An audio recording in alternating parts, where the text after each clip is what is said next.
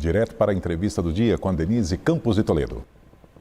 E vamos falar agora de política. Eu converso com o Cristiano Noronha, que é cientista político da Arco Advice. Cristiano, boa noite. Boa noite, Denise. O prazer estar aqui com vocês. Bom, Cristiano, vamos falar de articulação do governo. Há muito tempo se fala de problemas da articulação. Agora, essa semana em particular, foi bem ruim, das piores que o governo poderia ter, porque ele puxou para ele várias discussões, com a questão da saidinha, o veto foi derrubado, tem a questão da disseminação de notícias falsas durante as eleições, as fake news, que até tem uma outra legislação específica, também houve derrubada nesse caso, uma série de pautas de costume. Ele só conseguiu manter o veto na questão das emendas, do cronograma de liberação de emendas parlamentares, não é? Eu queria saber o balanço que você faz. Foi uma demonstração de força, principalmente da ala mais conservadora, da polarização política, ou se há problemas mesmo na articulação do governo? Denise, claramente há, né? Vale lembrar o seguinte: o governo, justamente para tentar aumentar, melhorar a força no Congresso Nacional, o relacionamento com o Congresso, para lembrar que o presidente Lula convidou, por exemplo, republicanos, convidou o Partido Progressistas para fazer parte da equipe ministerial, inclusive desalojando até Márcio França, que estava no Ministério dos Portos e Aeroportos, acabou criando o projeto da micro e pequena empresa ali para acomodar, né, o aliado que apoiou a candidatura petista ao governo de São Paulo, por exemplo, e isso não surtiu efeito. Tanto é que o governo vem tendo algumas sucessivas derrotas. Veja o caso da desoneração: o governo perdeu em várias votações, o presidente também vetou.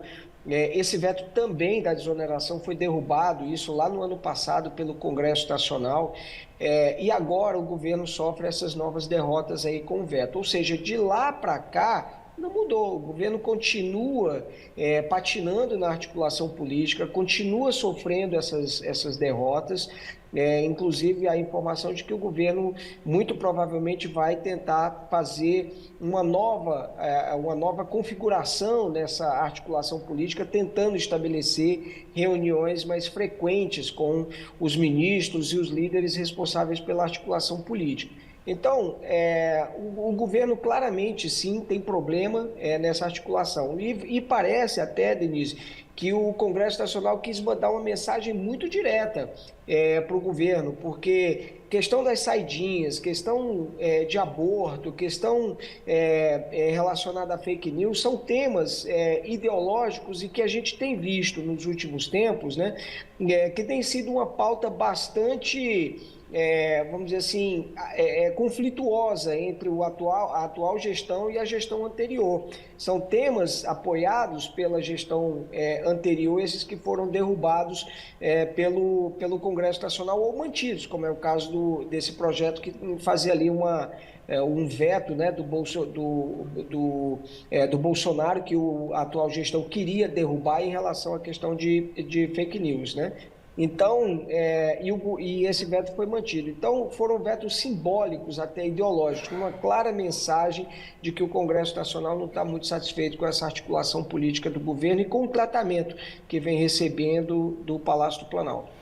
E Cristiano, já teve vários embates aí com Arthur Lira. Arthur Lira levou o governo a negociar também uma coisa que o presidente Lula não queria, que é a taxação das compras até $50. Foi uma outra derrota nesta semana. Nós temos Rodrigo Pacheco oscilando entre apoio e críticas pesadas ao governo também. E aí entra em jogo não só a questão das eleições municipais, que isso está pesando nas decisões também do Congresso, mas as eleições para a sucessão das presidências da Câmara e do Senado, não é?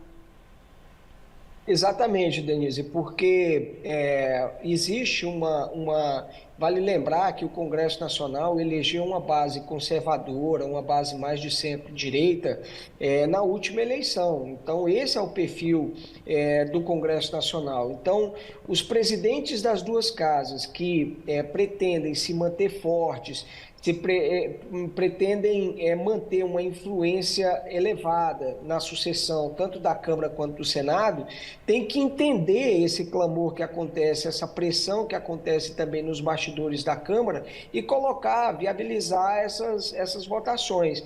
Então, quando o Arthur Lira enfrenta essa questão também da taxação de compras até $50, ele sabe que isso está sendo, de alguma forma, pressionado ali pela base majoritária do Congresso, da Câmara dos Deputados. Tanto é que passou, né? E a mesma coisa também essa questão do veto. Então, é importante que os dois presidentes da Câmara façam gestos a essa pressão de uma maioria, tanto da Câmara quanto do Senado, se eles quiserem manter um bom diálogo com a maior parte das duas casas e, assim, se manterem influentes também na sucessão das duas casas. E, claramente, o Congresso também manda uma mensagem de que ele quer uma casa que tenha condições de pressionar o governo e de mandar recados. Por isso, eu acredito que o papel do presidente Arthur Lira, inclusive nesse processo sucessório na Câmara, que em relação ao Senado parece mais indefinido em relação aos nomes, né?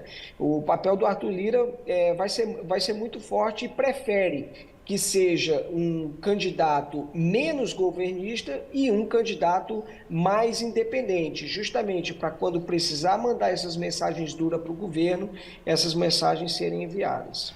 Agora, para encerrarmos, Cristiano, tem as eleições municipais e tem o risco de o Centrão fazer mais prefeituras, o que deixaria o governo mais refém ainda desse tipo de negociação, não é? Mesmo que tenha eleitos com o apoio do presidente Lula ou de Bolsonaro, na verdade, o Centrão tem se fortalecido.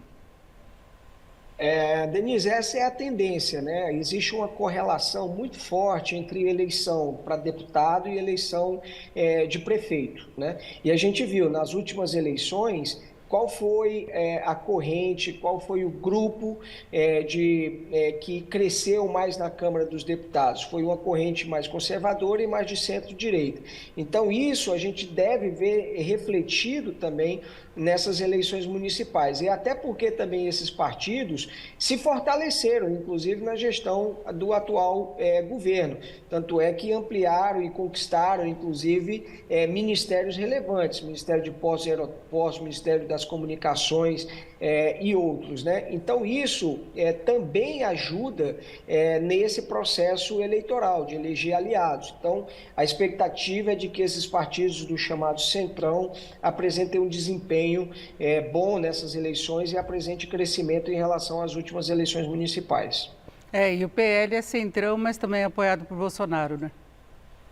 Exatamente, e o partido tem demonstrado uma força relevante também, inclusive atraindo novos filiados, e quando a gente vê essas mensagens, essas sinalizações de que o Congresso continua apoiando bandeiras defendidas pelo ex-presidente Jair Bolsonaro, isso mostra claro que o Congresso tem sentido que isso ainda garante votos e, portanto, esse pessoal quer estar ao lado do ex-presidente também. Eu agradeço muito a participação do Cristiano Noronha, que é cientista político da Arco Advice. Cristiano, obrigado, uma boa noite. Boa noite, Denise. Com vocês.